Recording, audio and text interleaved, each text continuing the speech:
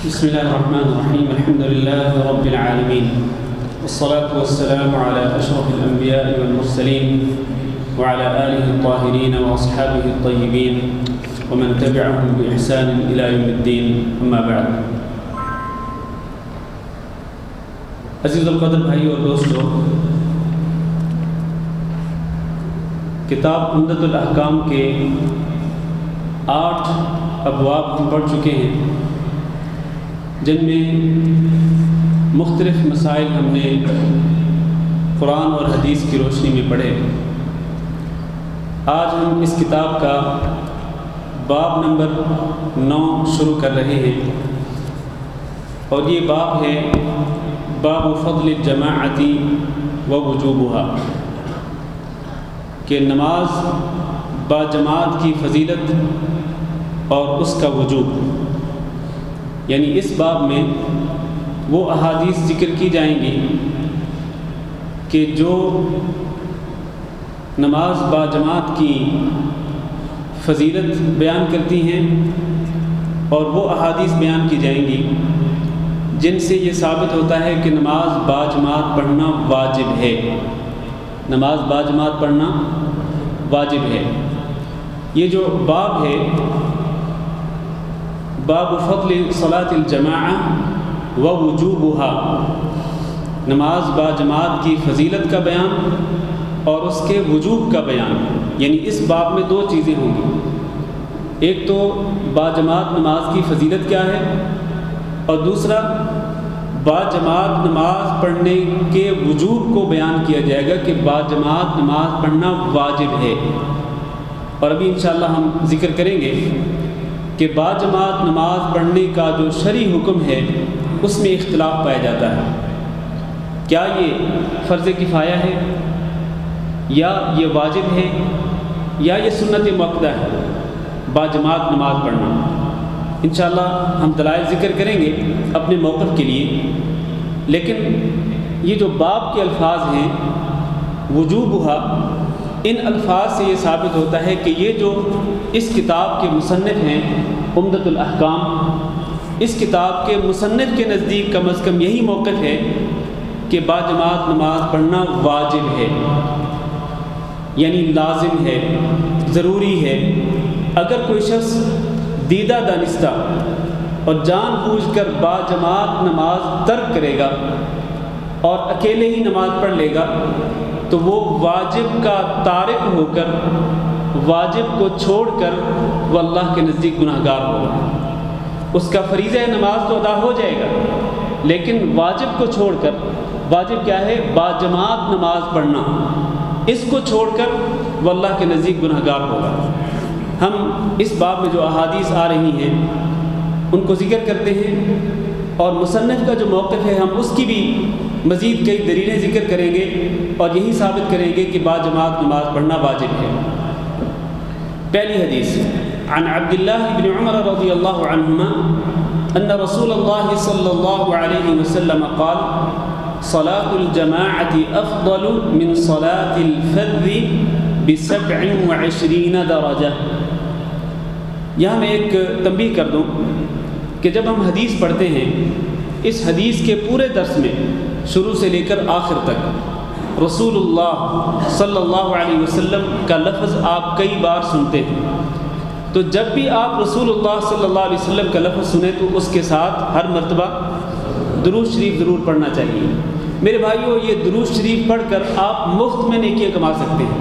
یہاں اس درس میں بیٹھنا تو یقینی طور پر قابل تحسین عمل ہے، اور اس میں بہت زیادہ اجر و ثواب بھی ہے، بہت زیادہ نیکیاں بھی ہیں، لیکن یہ مفت کی نیکیاں ہیں کہ بس رسول اللہ صلی اللہ علیہ وسلم کا لفظ سنا اور اس پر صلی اللہ علیہ وسلم کا لفظ اپنی زبان سے ادا کر دیا، یعنی نبی صلی اللہ علیہ وسلم پر درود شریف بھیج دیا، تو اس سے اللہ تعالیٰ کے اللہ رب العزت کے رسول صلی اللہ علیہ وسلم کا ارشاد ہے کہ جو شخص ایک مرتبہ مجھ پر درود بھیجتا ہے تو اس پر اللہ تعالیٰ کی 10 رحمتیں نازل ہوتی ہیں، اور ایک حدیث کے مطابق کہ ایک مرتبہ درود شریف پڑھنے والے انسان کے 10 گناہ معاف کر دیے جاتے ہیں، اس کے لیے 10 نیکیاں لکھی جاتی ہیں، اور 10 درجات اس کے بلند کر دیے جاتے ہیں۔ تو بہت زیادہ اجر و ثواب ہے۔ اس پورے درس میں کئی بار رسول اکرم صلی اللہ علیہ وسلم کا تذکرہ آتا ہے، تو ہر مرتبہ درود شریف ضرور بھیجنا چاہیے۔ تو پہلی حدیث میں عبداللہ بن عمر رضی اللہ تعالیٰ عنہما بیان کرتے ہیں ان رسول اللہ صلی اللہ علیہ وسلم قال کہ رسول اکرم صلی اللہ علیہ وسلم نے ارشاد فرمایا صلاۃ الجماعت، جماعت کی نماز افضل ہے من صلاۃ الفذ، اکیلے آدمی کی نماز سے۔ الفذ کا معنی کیا ہے؟ اکیلا آدمی۔ اکیلے آدمی کی نماز سے جماعت کے ساتھ نماز پڑھنا افضل ہے۔ کتنی افضل ہے؟ ب27 درجہ، 27 درجے۔ باجماعت نماز ادا کرنا اکیلے نماز پڑھنے سے 27 درجے افضل ہے۔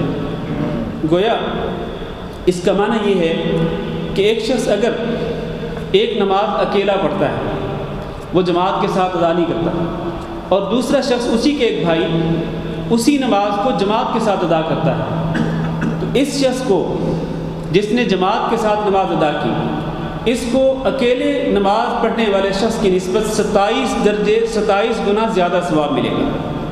کس کو؟ جس نے باجماعت نماز ادا کی۔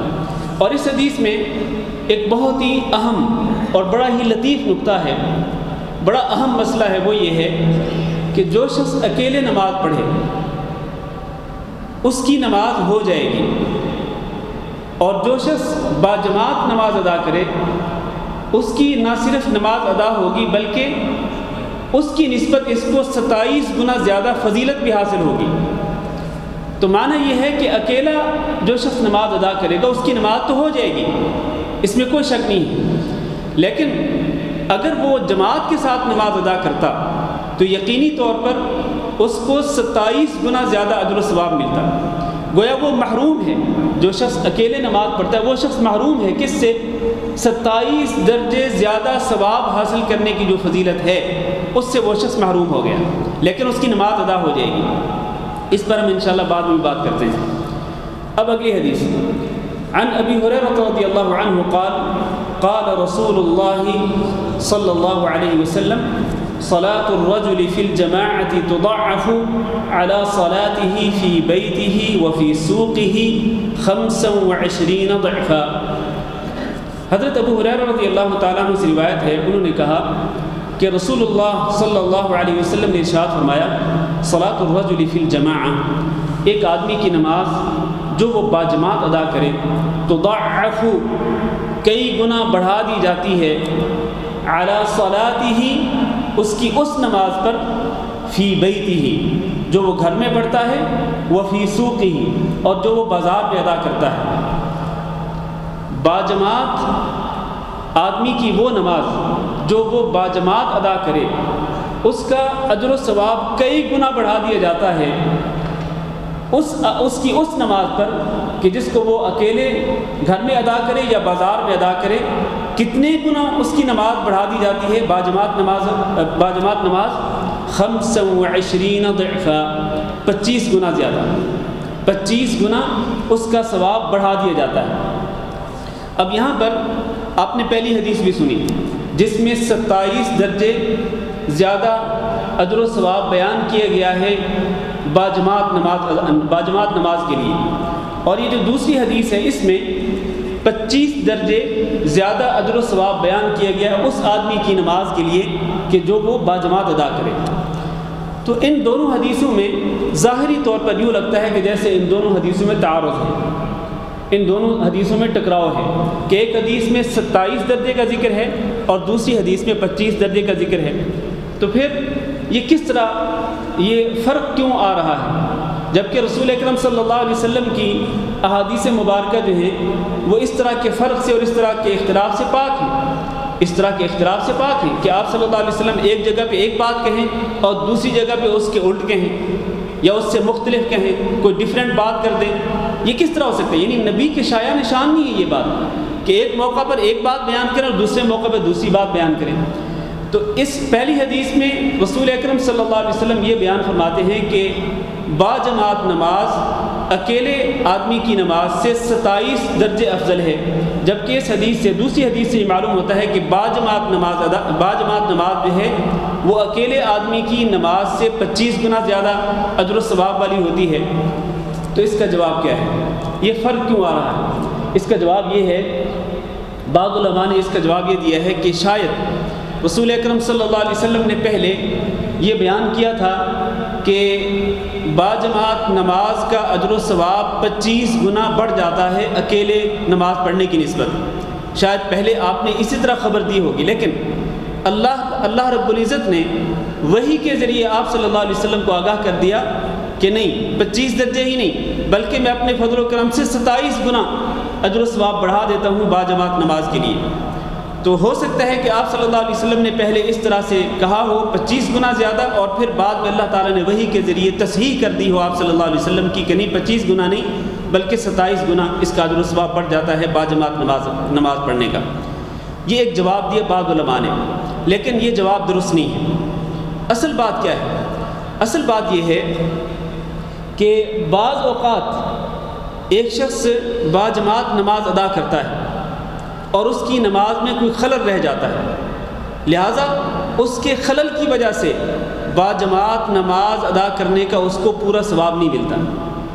اور ایک شخص وہ ہوتا ہے کہ جو باجماعت نماز ادا کرتا ہے تو اس کی نماز میں کوئی خلل نہیں ہوتا، بالکل عین نبی صلی اللہ علیہ وسلم کی سنت کے مطابق ادا کرتا ہے اور پورے خشوع و خضوع کے ساتھ نماز ادا کرتا ہے، تو اس کو مکمل طور پر 27 گنا نماز کا اجر و ثواب دے دیا جاتا ہے۔ لیکن جس کی نماز میں کوئی خلل ہوتا ہے تو اس کو 27 گنا ثواب نہیں ملتا بلکہ اس کو 25 گنا ثواب ملتا ہے، بلکہ بعض اوقات اس سے بھی کم ملتا ہے۔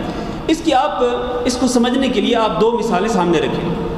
فرض کریں کہ ایک شخص نے کسی بھی فرض نماز کی اذان سنی، اذان کا اس نے جواب دیا، جیسے جیسے مؤذن نے کہا اس نے اذان کے ساتھ ساتھ اس کا جواب دیا، پھر اذان کے بعد اس نے نماز جو دعا ہے اذان کے بعد پڑھنے کے لیے مسنون دعا، وہ دعا بھی پڑھی اس نے۔ اس کے بعد اس نے فوری طور پر وضو کیا اور سارے دنیاوی مشاغل کو چھوڑ دیا، کیونکہ حی علی الصلاۃ اور حی علی الفلاح کا معنی یہی ہے کہ اب سارے کام چھوڑ دو، نماز کی طرف آؤ اور کامیابی کی طرف آؤ۔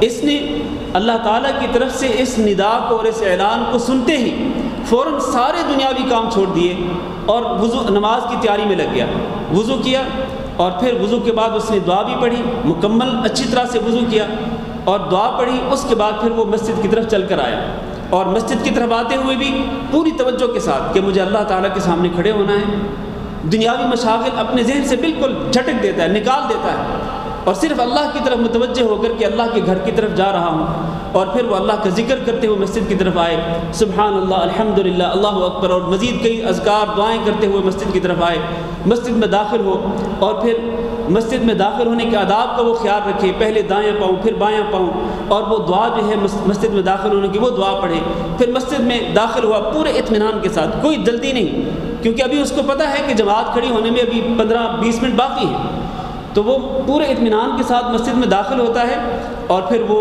جو پہلی سنتیں ہیں نماز سے پہلے وہ پڑھتا ہے، یا اگر سنتیں نہیں ہیں تو کم از کم 2 رکعت تحیۃ المسجد کی پڑھتا ہے، اور پھر وہ بیٹھ جاتا ہے مسجد میں۔ اور اس کو پتہ ہے کہ اذان اور اقامت کے درمیان جو وقت ہوتا ہے وہ قبولیت کا وقت ہوتا ہے، پھر وہ اللہ تعالیٰ سے دعا کرنا شروع کر دیتا ہے، اور دعا کر کے جب فارغ ہوتا ہے تو پھر بھی ابھی اقامت ہونے میں کچھ وقت باقی ہے، پھر وہ کیا کرتا ہے، مزید اللہ تعالیٰ کا ذکر کرتا ہے، قرآن مجید کی تلاوت کرتا ہے، تسبیحات پڑھتا ہے، حتیٰ کہ اقامت ہوتی ہے۔ اقامت ہوئی، پوری توجہ کے ساتھ پہلی صف میں کھڑا ہوا، اور پھر تکبیر تحریمہ کے ساتھ اس نے باجماعت نماز شروع کر دی۔ اس نے پوری نماز جو ہے پوری توجہ کے ساتھ ادا کی، اللہ کی محبت میں اور اللہ کے خوف اور اس کی خشیت میں پوری نماز اس نے ادا کی، ہر رکن اور ہر جو واجب ہے نماز کا، ہر جو فرض ہے اس نے پوری توجہ کے ساتھ پورا کیا، اور نبی صلی اللہ علیہ وسلم کی سنت کے مطابق اس نے نماز ادا کی۔ ایک طرف اس کی یہ نماز رکھ لیں، کس کی؟ یہ جس نے اس طرح سے نماز پڑھی، آپ سمجھ رہے ہیں بات کو؟ ایک طرف اس آدمی کی نماز کو رکھیں، دوسری طرف ایک وہ آدمی جس نے اذان سنی، نہ اذان کا جواب دیا، نہ اس کے بعد دعا پڑھی، اور وہ اپنی دنیاوی کاموں میں لگا رہا کہ ابھی 15-20 منٹ باقی ہے جماعت کھڑی ہونے میں، کوئی بات نہیں، پہنچ جائیں گے جماعت میں۔ پھر 10-12 منٹ گزر گیا، یہ کھڑا ہوا، وضو کیا، اور اب اس کو پتہ ہے کہ جب تک میں مسجد میں پہنچوں گا تو میرے جاتے جاتے جماعت کھڑی ہو چکی ہوگی۔ یہ جلدی جلدی تاکہ پہلی رکعت مجھے مل جائے، جلدی جلدی آتا ہے، اور اس کا ذہن جو ہے وہ یکسو نہیں ہے، ذہن میں تشویش پائی جاتی ہے۔ ایک تو آفس کا کام چڑھا ہوا ہے، یا کمپنی کا یا کاروبار کا، یا لوگوں کے ساتھ وعدے وعید کیے ہوئے ہیں، ایک تو وہ ٹینشن بھی ہے، اور اسی ٹینشن میں وہ مسجد کی طرف آتا ہے، جلدی بھی ہے کہ تاکہ پہلی رکعت مل جائے۔ پھر مسجد میں داخل ہوا، پتہ چلا کہ جماعت کھڑی ہو چکی ہے، جلدی جلدی آیا، نماز میں مل گیا، اور پھر اسی ٹینشن میں، جو ٹینشن پہلی تھی، کوئی اطمینان نہیں، کوئی سکون نہیں، اسی ٹینشن میں اس نے نماز ادا کی۔ میرے بھائیو اب دیکھیں، پہلے آدمی نے بھی نماز جماعت کے ساتھ ادا کی، اس آدمی نے بھی نماز جماعت کے ساتھ ادا کی۔ آپ کیا کہتے ہیں کہ ان دونوں میں سے کس کو زیادہ ثواب ملے گا؟ بات بالکل واضح ہے، بالکل کلیئر ہے کہ جو پہلا آدمی ہے جس نے اس پوری تفصیل کے ساتھ جو میں نے بیان کی، اس طرح اس نے نماز باجماعت ادا کی، یقیناً اس کو 27 گنا نماز کا ثواب ملے گا۔ اس کی نماز جو ہے کسی بھی اکیلے نماز پڑھنے والے کی نماز کی نسبت اس کو 27 گنا زیادہ اجر و ثواب ملے گا۔ لیکن جو ٹینشن کی حالت میں آیا اور نہ اس نے تکبیر تحریمہ کے ساتھ نماز پڑھی، بلکہ آیا تو پہلی رکعت چل رہی تھی، وہ آ کے مل گیا، پھر پتہ نہیں کیسا اس کا خشوع تھا، کیسی اس کی اللہ کی طرف توجہ تھی، المہم یہ کہ نماز اس نے ادا کر لی، چاروں رکعتیں جماعت کے ساتھ ادا کر لی، تو ظاہر ہے کہ اس کو 27 گنا نمازوں کا ثواب نہیں ملے گا۔ اس کا اجر و ثواب جو ہے وہ 27 گنا زیادہ نہیں ہوگا، بلکہ اس کا اجر و ثواب ہو سکتا ہے 25 نمازوں کے برابر ہو سکتا ہے اس سے بھی کم ہو۔ جس قدر توجہ ہوگی اس کی نماز میں، جس قدر یہ اللہ کے خوف اور اللہ کی خشیت کے ساتھ وہ نماز ادا کرے گا، اسی قدر اس کا اجر و ثواب بڑھتا چلا جائے گا۔ یہ ہے اصل بات کہ ان دو حدیثوں میں فرق کیوں ہے، 27 گنا کیوں ذکر کیا گیا اور 25 گنا کیوں ذکر کیا گیا، اس کی اصل وجہ یہی ہے جو ابھی میں نے بیان کی ہے۔ بات سمجھ آ گئی ہے کہ نہیں ہے؟ کسی کو اگر کوئی اشکال ہو تو سوال کر سکتے ہیں۔ اچھا، اب میں نے یہ جو تفصیل بیان کی ہے کہ اگر آپ اس طرح تفصیل کے ساتھ شروع سے اذان ہوتے ہی آپ نماز کی تیاری میں لگ گئے اور پھر آپ نے نماز پوری توجہ کے ساتھ پڑھی، اس طرح آپ کو 27 گنا نمازوں کا ثواب ملے گا۔ یہی تفسیر رسول اکرم صلی اللہ علیہ وسلم بیان کر رہے ہیں۔ آگے حدیث سنیے، فرماتے ہیں وذالک، اور یہ اس لیے کہ انہ اذا توضأ، کہ جب وہ وضو کرے، فاحسن الوضوء، پھر اچھی طرح سے وضو کرے، وضو کرے اور اچھی طرح سے وضو کرے۔ آپ سے ایک سوال ہے، اچھی طرح وضو کرنے کا مطلب کیا ہے کہ ہر عضو کو 5 مرتبہ 10 مرتبہ دھوئے، یہ مطلب ہے اچھی طرح وضو کرنے کا؟ کیا کہتے ہیں آپ؟ اچھی طرح وضو کرنے کا کیا یہی مفہوم ہے کہ ہر عضو کو 5 مرتبہ 6 مرتبہ 7 مرتبہ دھوئیں؟ کیا یہی مفہوم ہے؟ کیا مفہوم ہے اس کا؟ سنت کے مطابق، کہ سنت کے مطابق وہ اچھی طرح وضو کرے، ہر عضو کو 3 مرتبہ دھوئے، پورا عضو دھوئے، فضول خرچی اسراف نہ کرے، سوائے مسح کے، کہ مسح تو ایک ہی بار ہوگا، باقی اعضاء کو 3 مرتبہ دھوئے وہ، اور مکمل وضو کرے پوری تسلی کے ساتھ، کوئی بھی عضو کا کوئی حصہ ایسا خشک نہ رہے جس کو دھونا لازم ہو۔ ثم خرج الى المسجد، اچھی طرح وضو کر لیا، پھر کیا کیا؟ ثم خرج الى المسجد، پھر وہ مسجد کی طرف نکل گیا۔ کس نیت سے؟ لا یخرجہ الا الصلاۃ، اس کو صرف نماز ہی نکالتی ہے، اپنے آفس سے، اپنے گھر سے، اپنے ڈیرے اور اپنے روم سے، اپنی دکان سے، اس کو صرف نماز نے ہی نکالا، اور کوئی مقصد نہیں ہے، کوئی اور مقصد نہیں ہے کہ میں جاؤں گا تو چلو راستے میں کوئی چیز بھی خرید لوں گا، کوئی دکان آئے گی تو کوئی چیز خرید لوں گا، مسجد میں کوئی وہ فلاں آدمی جو ہے وہ ملے گا تو اس کے ساتھ بات چیت بھی کر لوں گا، کوئی مالی معاملات بھی نپٹا لوں گا۔ نہیں، خالصتاً صرف اور صرف نماز پڑھنے کے لیے ہی نکلا۔ لا یخرجہ الا الصلاۃ، وہ جہاں ہے وہاں سے وہ مسجد کی طرف کیوں نکلتا ہے؟ صرف اور صرف نماز پڑھنے کے لیے۔ فرمایا جب اس طرح وہ وضو کر کے صرف مسجد کی طرف نماز پڑھنے کے لیے آئے گا تو پھر اس کو فضیلتیں کیا ملے گی؟ فرمایا لم یخط خطوۃ، وہ جو بھی قدم اٹھائے گا، الا رفعت له بها درجہ، ہر قدم پر اس کا ایک درجہ بلند کر دیا جائے گا۔ کہاں پر؟ کہاں درجہ بلند ہوگا؟ جنت میں، جنت میں اس کا ایک درجہ بلند کر دیا جائے گا۔ وحط عنہ بها خطیئہ، اور اس کا ایک گناہ مٹا دیا جائے گا۔ ایک ایک قدم پہ گناہ مٹیں گے اور ایک ایک قدم پہ اس کے درجات بلند ہوں گے۔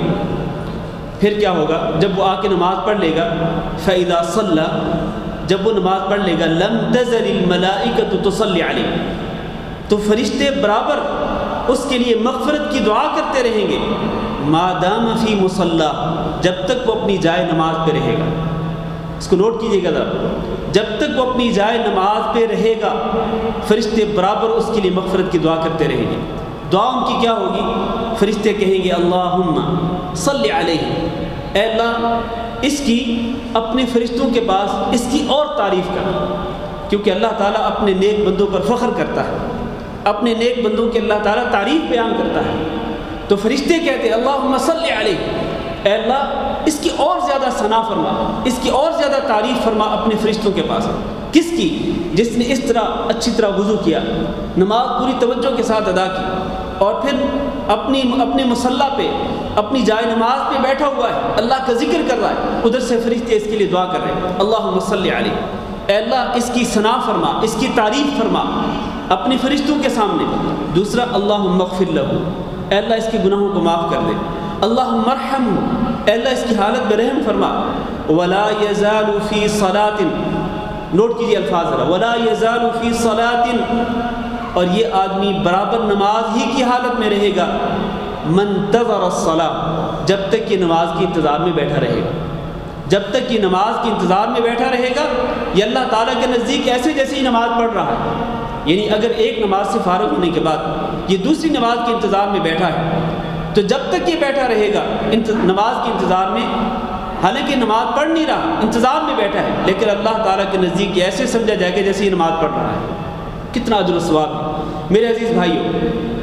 اس حدیث سے یہ ثابت ہوا کہ جو شخص اس طرح اچھی طرح وضو کر کے مسجد کی طرف نماز پڑھنے کے لیے آئے، قدم قدم پہ اس کو نیکیاں ملتی ہیں، قدم قدم پہ گناہ معاف ہوتے ہیں، قدم قدم پہ درجات بلند ہوتے ہیں، اور پھر جب نماز پڑھ کے فارغ ہوتا ہے جب تک اپنی جائے نماز پہ بیٹھا رہتا ہے تو فرشتے اس کے لیے مغفرت کی دعا کرتے رہتے ہیں۔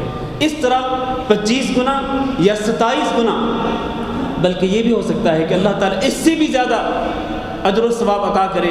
واللہ یضاعف لمن یشاء واللہ واسع علیم، اللہ تعالیٰ جس کے لیے چاہتا ہے اعمال کا اجر و ثواب کئی گنا بڑھا دیتا ہے، اور اللہ تعالیٰ بڑی وسعت والا ہے اور نہایت علم رکھنے والا ہے۔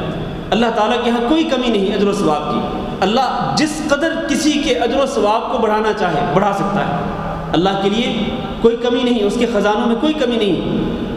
تو میرے بھائیو اس طرح باجماعت نماز ادا کرنے کی کوشش کیا کریں، اور جس طرح لوگ سستی کرتے ہیں اس سستی میں آپ مبتلا نہ ہوں کہ اپنے گھر میں، اپنے ڈیرے پر، اپنے روم میں، اپنی دکان میں، یا اپنے آفس میں، اپنی کمپنی میں، نہیں، آپ مسجد کی طرف نماز پڑھنے جائیں۔ مسجد کی طرف نماز پڑھنے جائیں گے، باجماعت نماز ادا کریں گے تو یہ ساری فضیلتیں آپ کو ملیں گی۔ اور پھر یہ جو آخری بات اس حدیث کے اندر ہے کہ جب تک انسان اپنی جائے نماز پہ بیٹھا رہے تو فرشتے اس کے لیے یہ دعائیں کرتے ہیں، یہ اسی کے ساتھ مشروط ہے کہ آپ اپنی جائے نماز پہ بیٹھے رہیں۔ کئی لوگوں کو بڑی جلدی ہوتی ہے، بہت زیادہ جلدی ہوتی ہے، جیسے امام صاحب سلام پھیرتے ہیں فوراً اپنی جگہ سے پیچھے ہٹ جاتے ہیں۔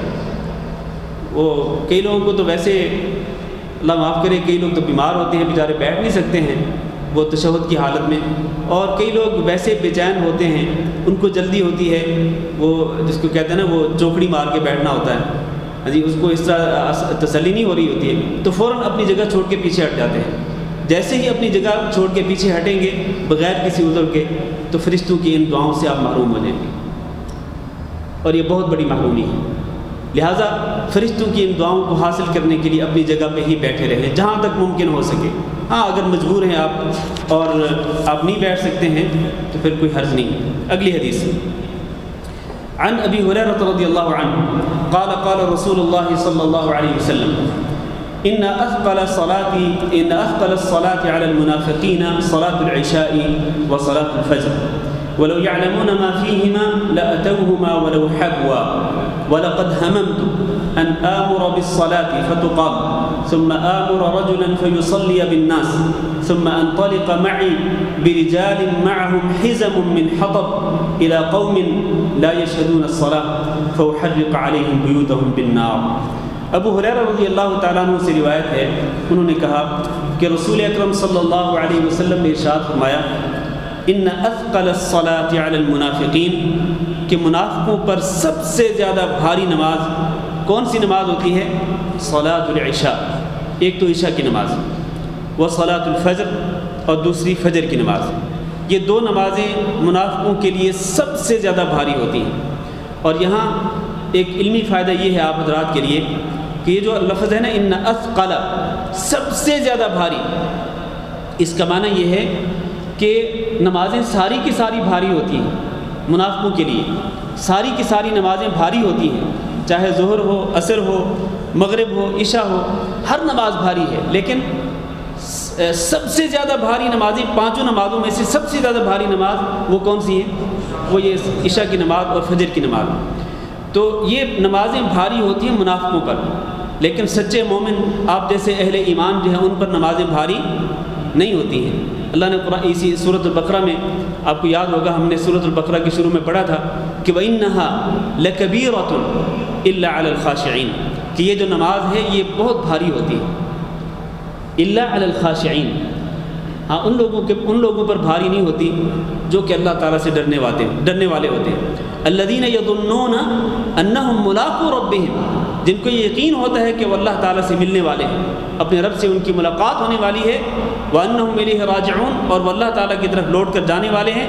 جن کو اللہ تعالیٰ سے ملاقات کا یقین ہوتا ہے، اپنے رب سے ملنے کا یقین ہوتا ہے، تو ان کے لیے نماز بھاری نہیں ہوتی، بھاری ہوتی ہے، اس میں کوئی شک، انہا لکبیرہ، نمازیں بھاری ہوتی ہیں، لیکن اللہ تعالیٰ سے ڈرنے والے لوگوں پر بھاری نہیں ہوتی۔ تو اللہ سے دعا کرتے ہیں کہ اللہ ہم سب کو ان خاشعین میں اور ڈرنے والے لوگوں میں شامل فرمائے، اور اللہ تعالیٰ ہمیں منافقین کی صف میں شامل ہونے سے محفوظ رکھے۔ تو فرمایا کہ منافقوں پر سب سے زیادہ بھاری نماز عشاء کی نماز اور فجر کی نماز ہوتی ہے۔ یہ عشاء کی نماز اور فجر کی نماز ہی سب سے زیادہ بھاری کیوں ہوتی ہے؟ اس کی وجہ یہ ہے، عشاء کی نماز اس لیے بھاری ہوتی ہے منافقوں پر کہ آپ کو معلوم ہے کہ ایک بندہ جب سارا دن کام کرتا ہے، دن بھر مزدوری کرے یا ڈیوٹی کرے، جاب سے فارغ ہو کے وہ واپس لوٹے، ظاہر ہے کہ وہ چاہتا ہے کہ اب رات پڑ گئی، اب وہ اپنے گھر والوں کے ساتھ، اپنے اہل و عیال کے ساتھ بیٹھے، ان کے ساتھ کچھ باتیں کرے اور دن بھر کی تھکاوٹ دور کرے، کوئی ٹینشن دور کرے۔ عین اسی وقت اللہ تعالیٰ نماز کے لیے بلا لیتا ہے۔ جب انسان آرام کرنا چاہتا ہے اور اپنی دن بھر کی تھکاوٹ دور کرنا چاہتا ہے، عین اسی وقت اللہ تعالیٰ کہتا ہے کہ آؤ نماز کی طرف، آؤ کامیابی کی طرف۔ تو یہ آزمائش ہوتی ہے اہل ایمان کے لیے۔ تو جو سچا مومن ہوگا وہ اپنی تھکاوٹ دور کرے گا کس کے ساتھ؟ نماز کے ساتھ۔ در حقیقت یہ ٹینشن اور یہ تھکاوٹ، بلکہ دنیا بھر کی ٹینشنیں جو ہیں، دنیا بھر کی جو آزمائشیں اور مصیبتیں ہیں اور جتنی پریشانیاں ہیں، یہ ساری کی ساری پریشانیاں نماز کے ساتھ ہی تو ختم ہوتی ہیں۔ نماز کے بارے میں ہی تو اللہ کے نبی فرماتے تھے کہ ارحنا بہا یا بلال، کہ اے بلال نماز کی لیے اقامت کہو اور اس کے ذریعے ہمیں راحت پہنچاؤ۔ جعلت قرۃ عینی فی الصلاۃ، آپ فرماتے تھے کہ میری آنکھوں کی ٹھنڈک نماز کے اندر رکھ دی گئی ہے۔ تو دن بھر کی تھکاوٹ اور ٹینشن اور پریشانی یہ ساری کی ساری ختم ہو جائے گی جب آپ نماز پڑھیں گے اللہ رب العزت کی رضا کے لیے۔ تو یہ کب ہوگا؟ جب آپ صاحب ایمان ہوں گے، جب آپ سچے مومن ہوں گے۔ لیکن اگر منافق ہوگا تو وہ ترجیح دے گا کس بات کو؟ وہ اسی بات کو ترجیح دے گا کہ وہ گھر میں ہی بیٹھا رہے اور گھر میں ٹی وی پر کوئی پروگرام، کوئی ٹاک شو دیکھ لے، کوئی خبریں دیکھ لے، خبر نامہ سن لے، اور پھر اپنے گھر، اور پھر کوئی اور، جس طرح لوگ کہتے ہیں کہ انٹرٹینمنٹ بھی ہونی چاہیے، ہاں جی انٹرٹینمنٹ جو ہے وہ بھی ہونی چاہیے۔ یہ صحیح نہیں ہے کہ آپ ہر وقت بس اللہ اللہ ہی کرتے رہیں۔ میرے بھائیوں، یہ جو چیزیں ہیں نا یہ انسان کو گمراہ کرتی ہیں، اور یہ منافق کی شایع نشان ہے، مومن کی شایع نشان نہیں، یہ منافق کی شایع نشان ہے کہ وہ اس طرح نماز سے غافل رہے منافق، اور نماز کو اپنے لیے بھاری سمجھے، بستر پر لیٹا رہے، یا اپنے گھر والوں کے ساتھ محو گفتگو رہے، یا اپنے ڈیرے پر اپنے دوستوں کے ساتھ وہ مجلس میں مشغول رہے اور وہ نماز کی طرف نہ آئے۔ تو یہ منافق کا طرز عمل تو ہو سکتا ہے، یہ کسی سچے مومن کا طرز عمل نہیں ہو سکتا ہے۔ یہ عشاء کی نماز۔ فجر کی نماز تو آپ کو پتہ ہے کہ فجر کی نماز کے وقت نیند جو آتی ہے نا وہ بڑی میٹھی نیند ہوتی ہے، وہ دل نہیں چاہتا ہے کہ اپنے بستر کو چھوڑیں اور اپنی اس نیند کو قربان کریں، لیکن اللہ تعالیٰ کس طرح بندے کو آزماتا ہے کہ اس کو اپنی نیند پیاری ہے یا میرا حکم پیارا ہے یا میرا دین پیارا ہے۔ اللہ تعالیٰ اس طرح انسان کو آزماتا ہے۔ تو سچے ایمان کی نشانی یہ ہے کہ بندہ یہ ساری چیزیں، دنیا کی سہولتوں، آسائشوں کو، خواہشات کو، سب کچھ قربان کر دے اور اللہ کی رضا کے لیے، اللہ کے حکم کے لیے بیدار ہو جائے اور اللہ کے سامنے کھڑا ہو جائے۔ اس کے بعد اللہ کے رسول فرماتے ہیں وَلَوْ يَعْلَمُونَ، اگر وہ لوگ جان لیں، ما فِيهِمَا، جو ان دو نمازوں میں اجر و ثواب ہے، عشاء کی نماز میں اور فجر کی نماز میں جو اجر و ثواب ہے، اگر ان کو یہ معلوم ہو جائے، کن کو؟ منافقوں کو، لَأَتَوْهُمَا وَلَوْ حَبْوَا، تو وہ ضرور آتے عشاء اور فجر کی نماز پڑھنے کے لیے، وَلَوْ حَبْوَا، اگرچہ ان کو اپنے ہاتھوں اور اپنے گھٹنوں کے بل چل کر آنا پڑے، ہاتھوں اور گھٹنوں کے بل چل کر آنا پڑے تو تب بھی وہ ضرور آئیں۔ کب؟ اگر ان کو یہ پتہ چل جائے کہ عشاء کی نماز میں اور فجر کی نماز میں اجر و ثواب کتنا زیادہ ہے۔ آپ کو معلوم ہے رسول اکرم صلی اللہ علیہ وسلم نے ارشاد فرمایا کہ جو شخص عشاء کی نماز جماعت کے ساتھ پڑھ لے تو اس کو کتنا ثواب ملتا ہے؟ آدھی رات کے قیام کا ثواب ملتا ہے۔ عشاء کی نماز جماعت کے ساتھ پڑھ لے تو آدھی رات کے قیام کا ثواب ملتا ہے، اور اس کے ساتھ اگر وہ فجر کی نماز بھی جماعت کے ساتھ پڑھ لے تو پھر پوری رات کے قیام کا ثواب ملتا ہے۔ اللہ اکبر! کتنا رحمان اور رحیم ہے ہمارا رب، کتنا غفور ہے، کتنا رحیم ہے، کس قدر اپنے بندوں کے لیے اللہ تعالیٰ مہربان ہے کہ دو نمازیں جماعت کے ساتھ پڑھ لیں، عشاء اور فجر کی، ساری رات کے قیام کا ثواب آپ کے نامہ اعمال میں لکھ دیا جاتا ہے۔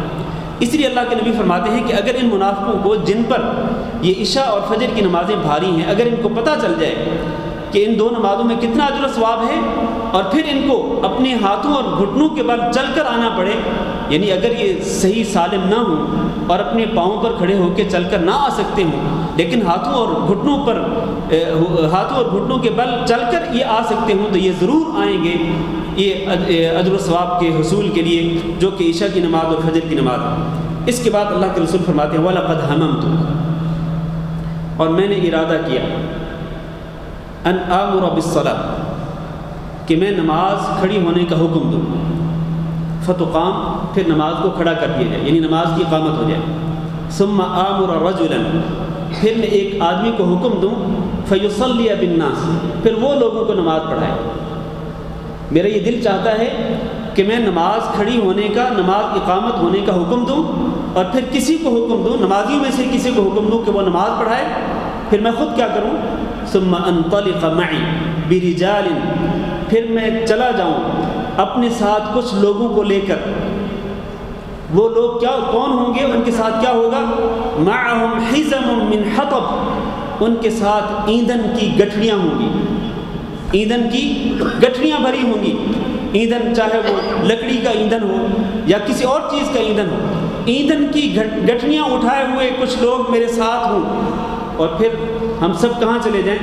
الی قوم، ہم ان لوگوں کی طرف چلے جائیں لا یشہدون الصلاۃ، جو نماز پڑھنے کے لیے مسجد میں نہیں آتے، جو نماز پڑھنے کے لیے باجماعت نماز پڑھنے کے لیے مسجد میں نہیں آتے، تو میں کیا کروں ان کو؟ پھر فاحرق علیہم بیوتہم، پھر میں ان پر ان کے گھروں کو جلا ڈالوں، بالنار، آگ کے ساتھ۔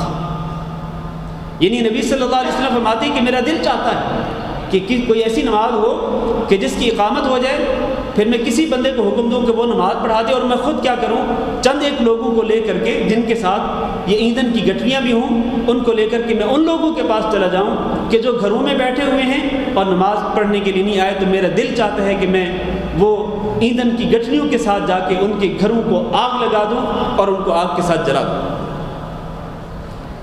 میرے بھائیوں ذرا توجہ کریں، یہ جو نبی صلی اللہ علیہ وسلم کا ارادہ تھا، آپ نے اس طرح کیا نہیں، اس طرح آپ نے پوری زندگی میں کبھی کیا نہیں، لیکن آپ کا جو ارادہ تھا کہ میرا دل چاہتا ہے کہ میں اس طرح کر گزروں اور نماز باجماعت پڑھنے والے نہ پڑھنے والے جو لوگ ہیں ان کے گھروں کو ان کے ساتھ ان سمیت جلا ڈالوں، یہ جو آپ کا ارادہ ہے یہ اس بات کی دلیل ہے کہ مسجد میں نماز باجماعت پڑھنا کیا ہے؟ واجب ہے۔ اگر یہ واجب نہ ہوتی، مسجد میں آ کر نماز باجماعت پڑھنا واجب نہ ہوتا، تو نبی صلی اللہ علیہ وسلم کبھی بھی ان لوگوں کے گھروں کو جلانے کا ارادہ نہ فرماتے کہ جو نماز باجماعت پڑھنے کے لیے مسجدوں میں نہیں آتے تھے۔ ان لوگوں کے مسجد میں نہ آنے کی بنا پر آپ صلی اللہ علیہ وسلم کا یہ ارادہ کہ میں ان کے گھروں کو جلا دینا چاہتا ہوں آگ کے ساتھ، اور ایک حدیث میں اس کی وضاحت موجود ہے کہ میں اس طرح میں کیوں نہیں کر رہا، اس لیے کہ گھر کے اندر عورتیں بھی ہوتی ہیں اور گھر کے اندر بچے بھی ہوتے ہیں، لہذا میں عورتوں اور بچوں پر ترس کھاتے ہوئے میں اس طرح کرنا نہیں چاہتا ہوں، ورنہ میرا دل یہی چاہتا ہے اگر یہ گھروں کے اندر بچے اور عورتیں نہ ہوں تو میرا دل یہی چاہتا ہے کہ میں چلا جاؤں اور یہ ایندھن کی گٹھڑیاں لے کر کے ان کے گھروں سمیت جو ہے ان کو آگ لگا دوں۔ یہ اس بات کی دلیل ہے کہ مسجد میں آ کر باجماعت نماز ادا کرنا واجب ہے۔ اسی لیے اسی حدیث کی بنا پر اس کتاب کے مؤلف نے جو باب قائم کیا ہے، جو عنوان قائم کیا وہ یہی ہے، باب فضل صلاۃ الجماعت و وجوبها، کہ ایک تو جماعت کے ساتھ نماز پڑھنے کی فضیلت کیا ہے، اور دوسرا یہ بیان کرنا مقصود ہے کہ نماز جماعت کے ساتھ پڑھنا واجب ہے۔ اس کی دلیل یہی دی ہے مؤلف نے، اور یہ بہت بڑی دلیل ہے۔ اس کے علاوہ آپ کو معلوم ہونا چاہیے قرآن مجید کے اندر اللہ تعالیٰ فرماتے ہیں اقیموا الصلاۃ وآتوا الزکاۃ وارکعوا مع الراکعین، رکوع کرو کن کے ساتھ؟ رکوع کرنے والوں کے ساتھ، اکیلے نہیں، جماعت کے ساتھ، جہاں رکوع کرنے والے رکوع کر رہے ہیں ان کے ساتھ مل کر رکوع کرو، ان کے ساتھ مل کر نماز ادا کرو۔ تو یہ قرآن مجید کی جو آیت ہے یہ بھی اسی بات کی دلیل ہے کہ نماز باجماعت پڑھنا واجب ہے۔ نماز باجماعت پڑھنا کیا ہے؟ واجب ہے۔ ایک اور دلیل قرآن مجید میں ہی ہے، اور وہ جنگ کے متعلق ہے کہ وَإِذَا كُنْتَ فِيهِمْ فَأَقَمْتَ لَهُمُ الصَّلَاةَ فَلْتَقُمْ طَائِفَةٌ مِّنْهُمْ مَعَكَ وَلْيَأْخُذُوا أَسْلِحَتَهُمْ فَإِذَا سَجَدُوا فَلْيَكُونُوا مِنْ وَرَائِكُمْ وَلْتَأْتِ طَائِفَةٌ أُخْرَى لَمْ يُصَلُّوا فَلْيُصَلُّوا مَعَكَ۔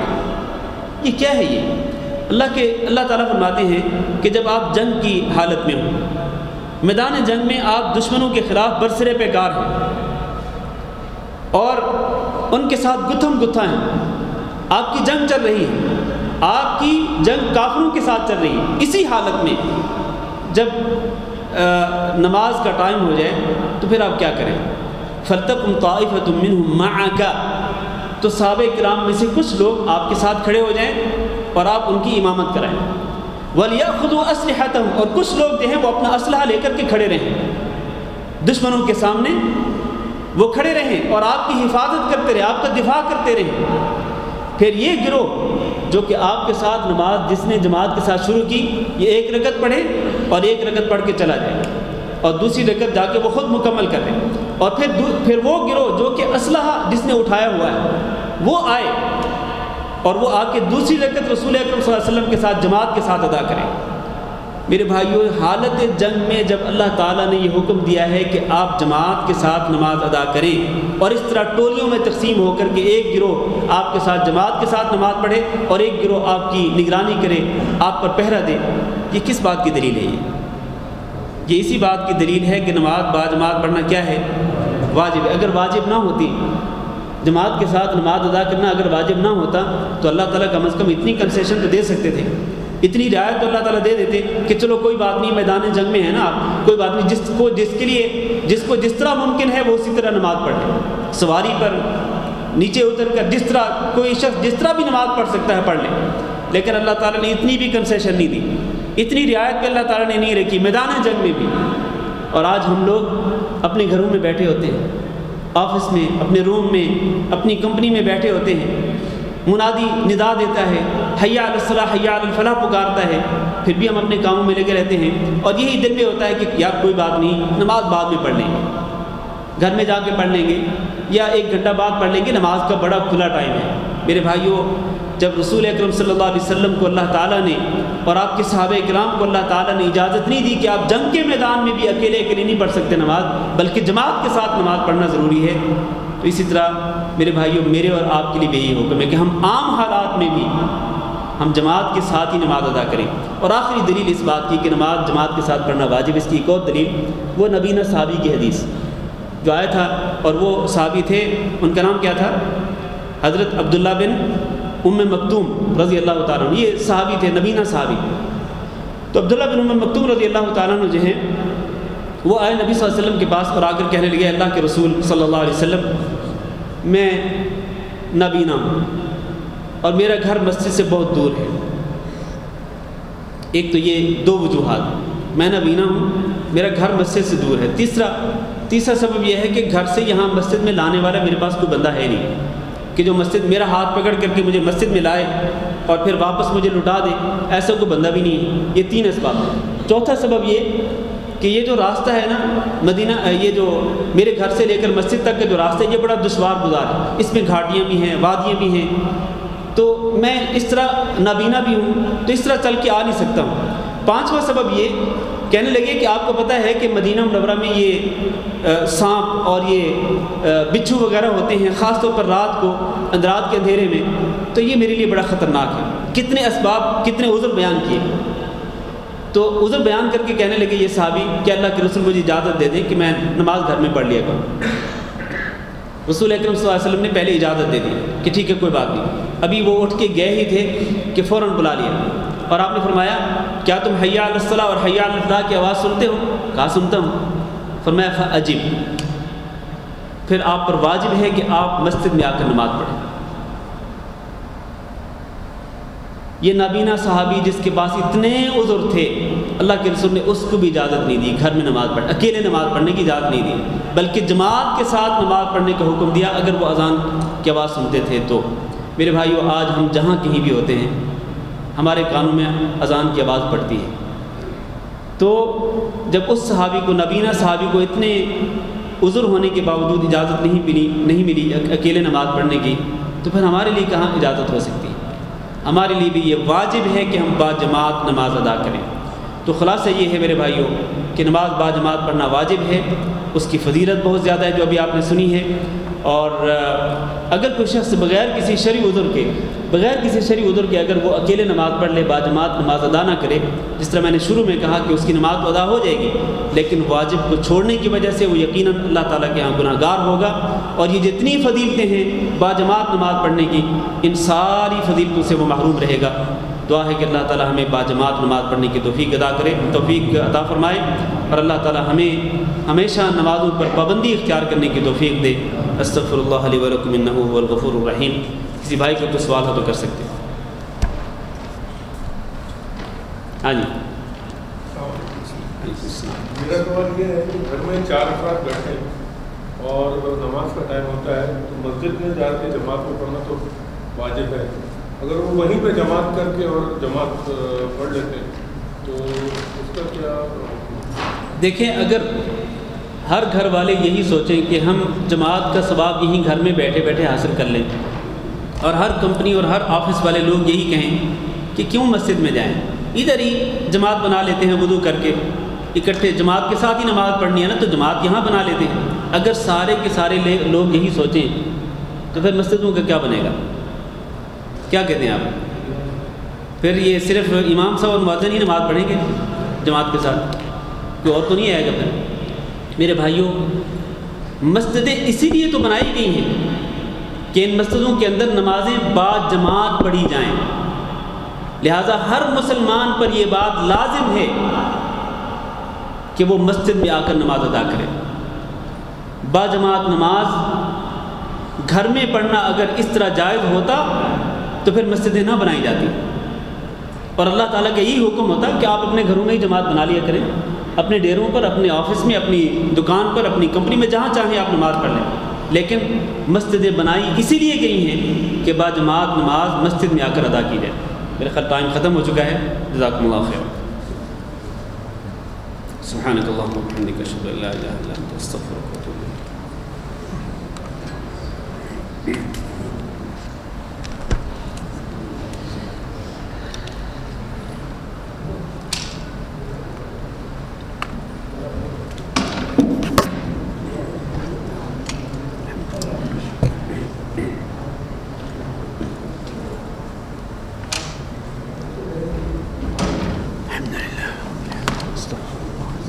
السلام علیکم۔ السلام